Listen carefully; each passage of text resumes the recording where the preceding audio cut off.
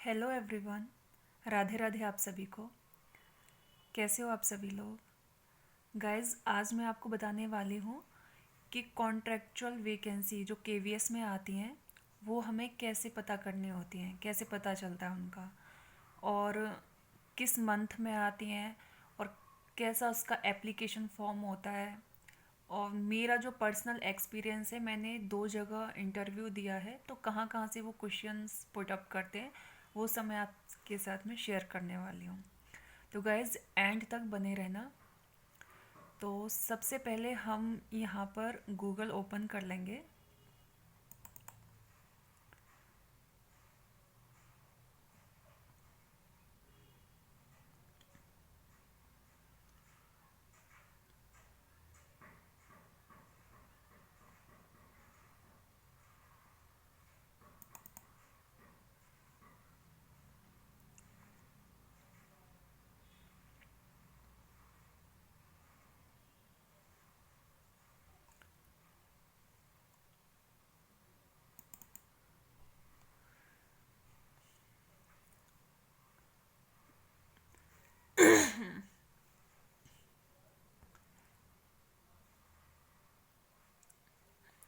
तो ये Google open कर लिया है।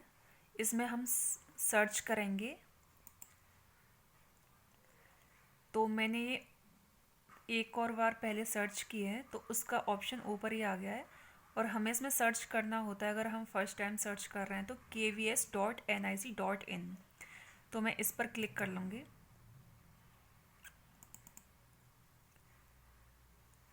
ये उसकी वेबसाइट आ गई, सबसे ऊपर ही केवीएस की वेबसाइट आ गई। अब इसको हम ओपन कर लेंगे।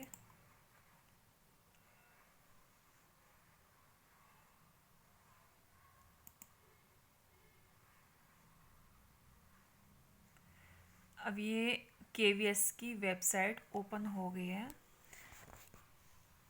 कुछ इस तरह का है होम पेज केवीएस की वेबसाइट का।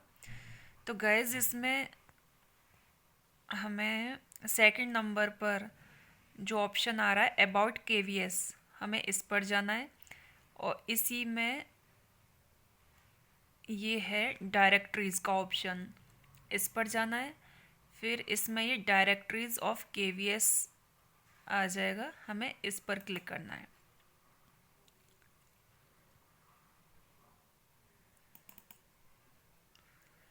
तो जैसे ये डायरेक्टरीज ऑफ केवीएस हम क्लिक करेंगे, ये ये जितने भी स्कूल हैं पूरे ऑल ओवर इंडिया में, वो सारे खुल के आ जाएंगे। बट हमें अपने नियर बाई देखना है कि हमारे पास के स्कूलों में कब वैकेंसी आ रही हैं, कब फॉर्म फिल करने, कब इंटरव्यू के लिए बुला रहे हैं। तो वो सब हम अपने पास वाले स्कूल में देखेंगे। तो मैं उत्तराखंड से बिलोंग करती हूँ, देहरादून में रहती हूँ। तो मैं यहाँ पर या तो स्टेट में चूज़ कर लूँगी या फिर रीज़न चूज़ कर लूँगी। रीजन चूज़ करने पर आएगा देहरादून रीजन। अभी मैं यहाँ पर स्टेट चूज़ करती हूँ। तो अब हमें इधर जाके सेलेक्ट कर लेना है। तो मैं यहाँ उत्तराखंड उत्तराखंड का, मैं ये रहा उत्तराखंड स्टेट सेलेक्ट कर लूँगी। अब उत्तराखंड स्टेट में जितने भी केवीएस होंगे, ये यहाँ पर आ गया नंबर ऑफ स्कूल्स अवेलेबल 45। तो ये हैं। अब जिस स्कूल में मैंने इंटरव्यू दिया है उसका मैं बताऊंगी ओपन करके। तो मैंने एक ओएफडी में किया, ओएफडी में दिया है, ऑर्डिनेंस फैक्ट्री में, और एक दिया है मैंने अपर कैंट में। तो मैं यहाँ पर देहरादून कैंट अपर कैंप में दिखाऊंगी। मैं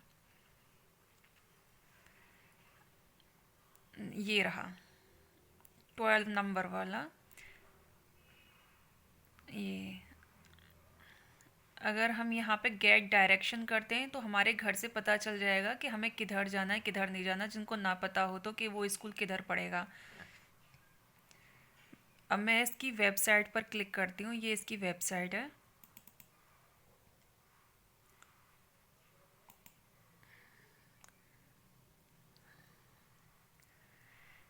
ये वेबसाइट ओपन हो गई है इसकी, और ये स्कूल ऐसा है कुछ, पीएम श्री केंद्रीय विद्यालय। तो अब ये बहुत अच्छा है, हम इसकी पिक्स भी देख सकते हैं। ये सारी पिक्स हैं इसके अंदर स्कूल की। अच्छा स्कूल है। वैसे केवीएस के सारे ही स्कूल बहुत अच्छे होते हैं। ये है इसका। अब हम अनाउंसमेंट्स पर जाएंगे। इसमें हम व्यू ऑल कर लेंगे। तो इसमें आप देख पा रहे होंगे जैसे संविदा आवेदन form 24 to 25, contractual application form 24 to 25। तो ये तो फॉर्म है, ये मैं अभी ओपन नहीं करूँगी। सबसे पहले जो इसका वो ऐड आता है, ये उसमें भी आता है, न्यूज़पेपर में भी आता है। न्यूज़पेपर की ही कटिंग फिर इसमें दे रखी है। तो इसको, ये 3rd नंबर वाला है, इसको हम ओपन करेंगे। केंद्रीय विद्यालयों में संविदा पद हेतु साक्षात्कार सत्र, इसको ओपन कर लेंगे। ये पीडीएफ डाउनलोड हो गई इसमें डायरेक्ट पीडीएफ डाउनलोड हो गई, वो खुल गई है इसमें। बट ये काम मैं अगर फ़ोन से करती हूँ तो मुझे पीडीएफ रीडर में ऑन करना, वो देखना होता है उसको। अब ये है पूरा एडवर्टाइजमेंट, 2 पेजेस का है। तो इसमें केंद्रीय, इसको मैं आपको पढ़ के बताती हूँ।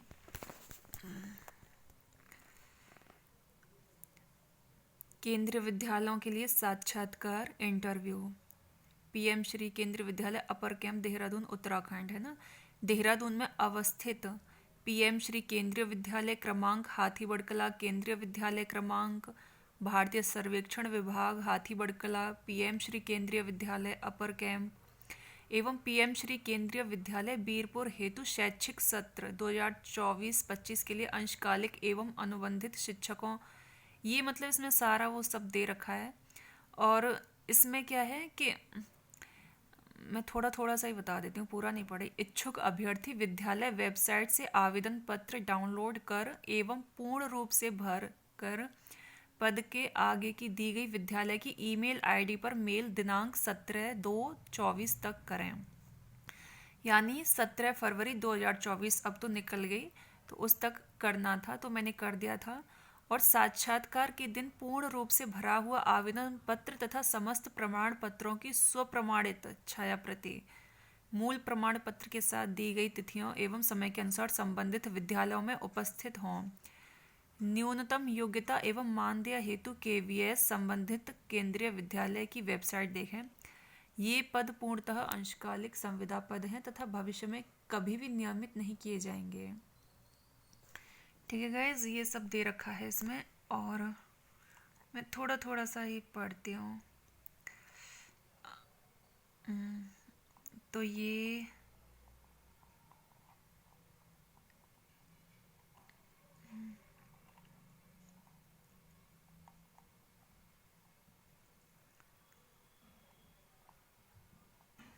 तो गैस किसी किसी स्कूल में होता है कि सिर्फ उसी स्कूल के लिए इंटरव्यू होता है, बट इसमें क्या था कि इसमें 4 स्कूलों का क्लस्टर था। 4 स्कूलों के लिए इसमें एक ही जगह पर एक ही टाइम पर इंटरव्यू हुए थे, तो उसमें उसी तरीके से दे रखा है। और इसमें ऊपर मेंशन कर दिया जो भी स्कूल थे, मैंने आपको पढ़ के भी बताए थे। तो अब इसमें जो भी हमारी क्वालिफ़िकेशन है, जिस भी पोस्ट के लिए हम एलिजिबल हैं, उसको हम देख लेंगे। तो मैं जो एलिजिबिलिटी थी मेरी थी पीआरटी के लिए, यानी प्राइमरी टीचर के लिए। तो ये 4th नंबर पर सबसे लास्ट में पीआरटी का है। तो ये मेरा 20 फरवरी 2024 को था, और उसी दिन मेरी वेडिंग एनिवर्सरी थी। तो फिर भी मैं इंटरव्यू देने गई थी। बहुत थकान हो गई थी, लेट हो गई थी काफ़ी मैं आने में, बट कोई नहीं, सेक्रीफाइस तो करना ही होता है। तो 20 फरवरी को था मेरा इंटरव्यू, और वो था जो जगह थी वो मेरा वही था, पीएम श्री केंद्रीय विद्यालय अपर कैंप देहरादून, ये था। और ये इसका फ़ोन नंबर है, ये ईमेल आईडी है, इस पर हमें अपना एप्लीकेशन फॉर्म इसी पर सेंड करना होता है। ये फ़ोन नंबर है, फ़ोन नंबर वैसे दे रखा होता है, ये लोग रिसीव तो करते नहीं है कुछ भी हमें पूछना हो तो। और जैसे इसमें क्या है, उसी दिन पीजीटी इंग्लिश के भी थे, पीजीटी टीजीटी इंग्लिश का भी था, पीजीटी इंग्लिश का था और पीआरटी का था। और जैसे योगा टीचर के थे, फर्स्ट नंबर पर योगा टीचर और स्पोर्ट्स कोच हैं, वो थे पीएम श्री केंद्रीय विद्यालय नंबर 1 सलवाला हाथी बड़कला देहरादून, वहाँ पर थे। ठीक है। Second number PGT computer, computer instructor, art and craft, music, dance expert, ये सब थे पीएम श्री केंद्रीय विद्यालय बीरपुर देहरादून में। तो आप देख सकते हो जिस भी पोस्ट के लिए आप एलिजिबल हो उसका आप ठीक से ध्यान से देखकर तभी जाना। कभी कभी कंफ्यूजन हो जाती है कि हमारा इंटरव्यू किसी और स्कूल में होता है, हम किसी और में चले जाते हैं, तो वो सब अच्छे से पढ़ के देख लेना आप। और 20 को थे और फिर थे 23 तारीख को। 23 में देखो यहाँ पर PGT history, geography, commerce, economics, political science, TGT, PGT, ये सब के दे रखे हैं। ठीक है। तो अभी ये सब ये यहाँ पर इंग्लिश में दे रखा है, जिसको हिंदी में समझना है वो यहाँ पर इंग्लिश में भी आप पढ़ के देख सकते हो। ठीक है। अब ये तो हमें पता चल गया कि एडवर्टाइजमेंट आई है। अब हम बैक होते हैं। अब जैसे एप्लीकेशन फॉर्म कैसा होता है वो मैं आपको अभी ओपन करके बताती हूँ। ये रहा, ये इस टाइप का होता है एप्लीकेशन फॉर्म।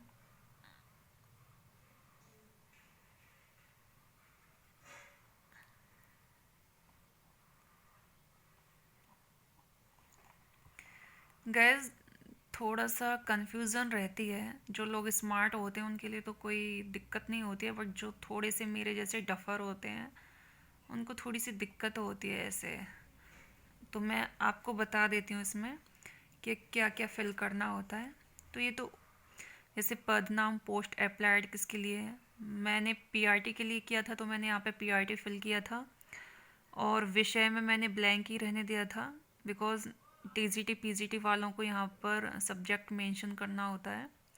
फिर आप सी टेट में सफल घोषित किए गए हैं या नहीं, उसके लिए यस लगाना है। ये एलिजिबिलिटी क्राइटेरिया में आता है कि सी टेट क्वालिफाई होना ही चाहिए।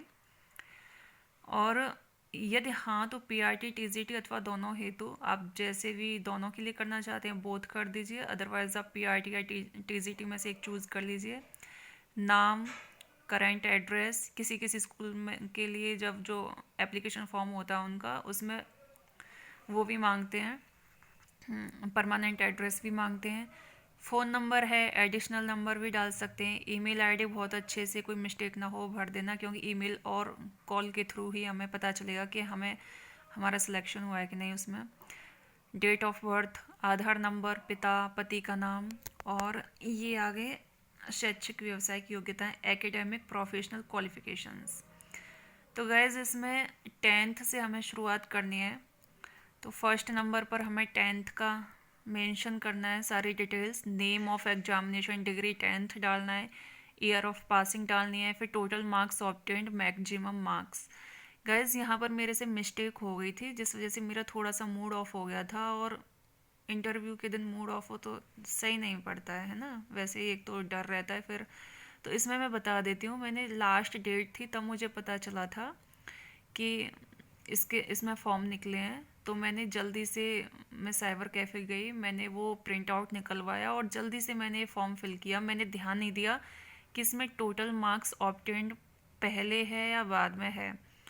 तो मैंने जैसे 10th में मेरे 600 में से 416 आए हैं, तो मैंने 600 ऑब्लिक करके 416 कर दिया, जो मेरा मिस्टेक हो गया था। इसमें टोटल मार्क्स ऑब्टेंड पहले दे रखा है, तो हमें 416 पहले लिखना है, देन उसके बाद में ऑब्लिक करके 600। तो ये मेरा थोड़ा सा जल्दबाजी में हो गया था, ये चीज़ें ध्यान करने वाली होती हैं। फिर इसमें परसेंटेज डालनी है, जो भी परसेंट जितनी भी होती है हमारे 10th में। फिर सब्जेक्ट्स ऑफर्ड में हमें बहुत ही शॉर्ट में कि ये इसमें सारे सब्जेक्ट्स आ जाएं वो हमें फिल करने हैं। और परसेंट इन कंसर्ड सब्जेक्ट, ये मैंने ब्लैंक रहने दिया था, मुझे पता था कि इसमें सब्जेक्ट्स की भी अलग अलग वो कॉमा लगा लगा के हमें इसमें परसेंटेज फिल करनी है, बट मैंने ब्लैंक छोड़ा। मैंने सोचा कि मैं स्कूल में ही जाके पता करके तब फिल करूँगी, बट उन्होंने मना कर दिया, बोले कोई ज़रूरी नहीं है, मत भरो इसको, तो मैंने ब्लैंक ही छोड़ा था। फिर बोर्ड, यूनिवर्सिटी, वो सब यहाँ पर लिखना है। सेकंड नंबर में इंटरमीडिएट का सेम, उसकी भी डिटेल्स ऐसे ही हमें इसमें फिल करनी है। थर्ड नंबर पर ग्रेजुएशन, जो भी बीए, बीकॉम, बीएससी जो भी किया हो। फोर्थ नंबर पर आ जाता है, जैसे मैंने बीटीसी किया है और पीआरटी के लिए दे रही हूँ, तो मैंने यहाँ पे डीएलएड यानी बीटीसी की पूरी डिटेल्स फिल की थी। तो ये हमारे मेन होते हैं। फिर आ जाता है कि सी टेट क्वालिफाई होना ही चाहिए, तो फिफ्थ नंबर पर सी टेट की सारे डिटेल्स मैंने फिल कर दी। और किसी किसी में ये जो होते हैं, ये जो कॉलम दिए होते हैं, किसी किसी इसमें तो 5 दिए हुए हैं, किसी किसी में 6, 7, 8 भी दे रखे होते हैं। तो मेन तो यही है, लेकिन अगर आपके पास और भी स्पेशल अचीवमेंट्स हों तो आप इन 5 के बाद में ही आप उनको मेंशन कीजिए। ये 5 तो ये मेन ही हैं। जैसे मेरा सी टेट भी क्वालिफाइड है, वो तो मैंने 5 तक कर दिया था, बट मेरा यूपी टेट जूनियर और प्राइमरी दोनों क्वालिफाइड हैं, है ना, और सुपर टेट भी मेरा क्वालिफाई किया हुआ है मैंने। तो वो फिर मैंने जहाँ पर और भी कॉलम दिए होते थे वो मैं वहाँ पर फिल करते थे। अब आ जाते हैं एक्सपीरियंस पर। एक्सपीरियंस में आपने किस पोस्ट पर आपने जॉब की थी, टीचिंग की थी। तो मैंने पीआरटी के लिए की थी, तो मैंने पीआरटी फिल किया। फिर नेम ऑफ द इंस्टीट्यूशन, किस कहाँ पर की थी वो फिल किया। फिर आ जाता है पीरियड, फ्रॉम टू, आपने कब से कब तक ज्वाइन किया, है ना। तो फ्रॉम में आपने कब से ज्वाइन किया, टू में कब तक किया, ये सब आ जाएगा। Number of completed months, months में आपने कितने महीने तक काम किया, वो आ जाएगा। सब्जेक्ट एंड क्लासेस टॉट, कि आपने कौन कौन से सब्जेक्ट पढ़ाए, पहले क्लास डाल दीजिए, फिर डैश करके उसके सब्जेक्ट्स डाल दीजिए, ऐसे करके। तो यही है बस इसमें। और नीचे है कोई विशेष उपलब्धि हो, उसकी यहाँ पर डिटेल्स दे दीजिए कि आप देहरादून संभाग के अन्य विद्यालयों में भी कार्य करने के इच्छुक हैं। यहाँ पर आप यस ही कर दीजिए, क्योंकि कभी आपका अगर मूड चेंज होता है कि काश मुझे यस कर देना चाहिए था, तो आप यहाँ पर यस कर दीजिए। कि आपका कोई नज़दीकी रिश्तेदार केंद्रीय विद्यालय में कार्यरत है, यदि हाँ तो उनका नाम, पदनाम एवं विद्यालय का नाम, वो सब हमें डिटेल्स देनी होती हैं। कि आपने कोविड वैक्सीनेशन करा लिया है, इसका अब तो कोई मतलब नहीं है कराओ या ना कराओ, लेकिन करा लिया है तो ज़्यादा बेटर है, ज़्यादा अच्छा रहेगा। ठीक है। अब इसमें यहाँ डेट, जिस दिन आप ईमेल कर रहे हो उस दिन की डेट डालनी है, और यहाँ पर सिग्नेचर हो जाएंगे। और जिस दिन का इंटरव्यू हो उस दिन क्या है कि आपको अपने ओरिजिनल डॉक्यूमेंट्स भी सारे लेके जाने हैं, प्लस आपको जीरोक्स भी सारे लेके जाने हैं, जितनी भी फ़ोटो कॉपीज़ हों। तो कोई भी एक वैसे ट्रांसपेरेंट जो वो आती हैं, फाइल आती हैं, उसमें आप सारी जीरोक्स रख लीजिए। पहले 10th की लगाइए, 12th की, ग्रेजुएशन की, और जो भी आपने डीएलएड बीएड जो भी किया है वो सब लगाइए। सी टेट की, फिर आपके जो भी हों स्पेशल अचीवमेंट्स वगैरह, स्पोर्ट्स में कुछ हो, जो भी आपने अचीव किया है वो सब लगा दीजिए। और फिर सबसे नीचे उसी फ़ोटो कॉपी पर सबसे नीचे आप सेल्फ अटैच्ड करने हैं आपको। आप अपना नाम लिख सकते हैं या सिग्नेचर कर सकते हैं, जो भी आपको ठीक लगे। तो गैस ये था फॉर्म। और ये अच्छी जॉब है केवीएस में। अगर इसमें अगर हम ये कॉन्ट्रैक्चुअल भी करते हैं तो भी हमें गवर्नमेंट जॉब जैसा ही फील आता है, इसीलिए। और इसके जो फॉर्म होते हैं वो हर साल निकलते हैं, लेकिन हमें ध्यान रखना होता है, जैसे जनवरी के लास्ट वीक से शुरू होते हैं और ये पूरी फरवरी मंथ तक चलते हैं। तो वो हमें ध्यान रखना होता है, हमें टाइम टू टाइम ये हमें इनकी वेबसाइट, इन स्कूल्स की वेबसाइट देखनी होती हैं कि कब निकलेंगे कब नहीं निकलेंगे। और गैस ये हमारा इंटरव्यू हो जाएगा, उसके बाद में इन्हीं वेबसाइट पर, इस वेबसाइट पर ही फिर लिस्ट आएगी कि हमारा लिस्ट में नाम है कि नहीं है। तो वो मैं आपको दिखाती हूँ वो कैसे पता चलेगा। तो इसमें तो अभी ना वो लिस्ट नहीं आई है कि मेरा नाम है कि नहीं है।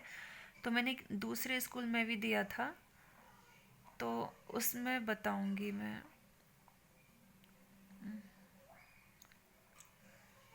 उसमें बताऊंगी, उसमें वो आ चुकी है लिस्ट। अब जैसे ये केंद्रीय विद्यालय OEF देहरादून रायपुर, यहाँ पे OEF का दे रखा है, बट ये है OFD, ऑर्डिनेंस फैक्ट्री, है ना। तो ये इसको मैं ओपन करूँगी, ये वेबसाइट है इसकी, यहाँ पे ओपन हो जाएगा। ये स्कूल इतना इतना इतना अच्छा लगा था ना मेरे को, मैं बता नहीं सकती। बिल्कुल पहाड़ से चिपका हुआ और इतना प्यारा, इतना अच्छा लग रहा था, मेरा तो मन ही नहीं कर रहा था यहाँ से आने का। पहाड़ से लगा हुआ है, बहुत अच्छी वाइब्स आ रही थी वहाँ पर। ये सारा अंदर का दिखा रखा है इन्होंने, बाहर का नहीं दिखाया।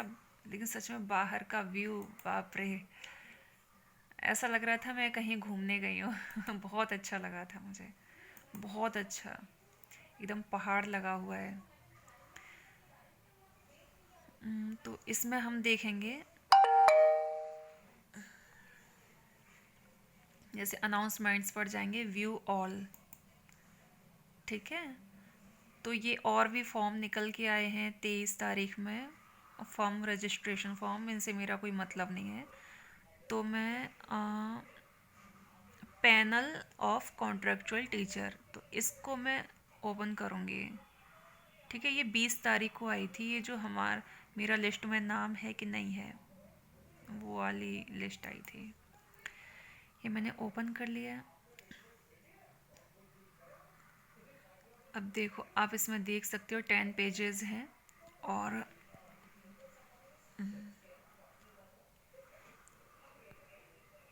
ये ठीक है। अब इसमें ये पैनल जिन्होंने भी टीचर्स थे, जिन्होंने भी हमारा इंटरव्यू लिया था, वो सभी हैं इसमें, सबके नाम हैं। मेरा नाम कहाँ है, इंटरव्यू जब हुआ था, ये नर्स की लिस्ट जो है, जिसमें जिन कैंडिडेट्स का सिलेक्शन हुआ है वो ये लोग हैं।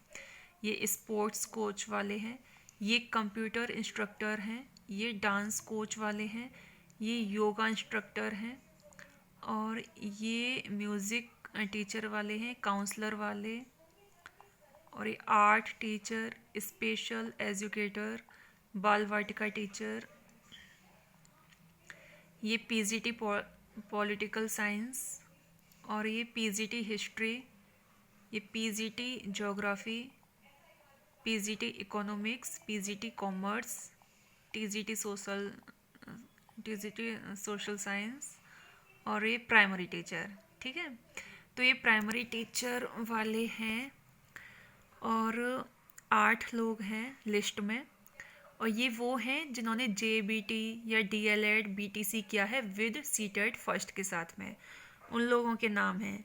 तो इन 8 लोगों में से मेरा नाम है, मैं आपको बताऊंगी नहीं क्या नाम है मेरा, पर इसी में है। और ये जो प्राइमरी टीचर वाले हैं, जो नीचे वाली लिस्ट है, इसमें क्या है कि जिन्होंने B.Ed किया है और CTET फर्स्ट है जिनका, तो उनका भी इंटरव्यू लिया गया है। बिकॉज़ ये DLED वाले कैंडिडेट ज़्यादा नहीं मिलते हैं, तो फिर उनको कॉल की जाती है B.Ed वालों को, बट फर्स्ट प्रायोरिटी BTC वालों को ही दी जाती है, ठीक है गाइज। ये है अब तक की वीडियो, आपको कैसी लगी है बताना। और मुझसे क्या क्या पूछा गया था, मेरा पर्सनल एक्सपीरियंस कैसा रहा है। मैंने 3 स्कूलों में दिया है मैंने इंटरव्यू। एक ITBP देहरादून में दिया है, अपर कैंप में दिया, देहरादून में दिया है, और OFD में दिया है। तो इन सब में मेरा कैसा एक्सपीरियंस रहा, अगर आप वो जानना चाहते हो मुझसे, कैसे कैसे क्वेश्चन पूछे गए और कहाँ कहाँ से पूछ सकते हैं, तो वो सब बताना। अगर आपको जानना है तो मैं उसकी एक सेपरेट वीडियो बनाऊंगी। ठीक है guys, okay bye, thank you.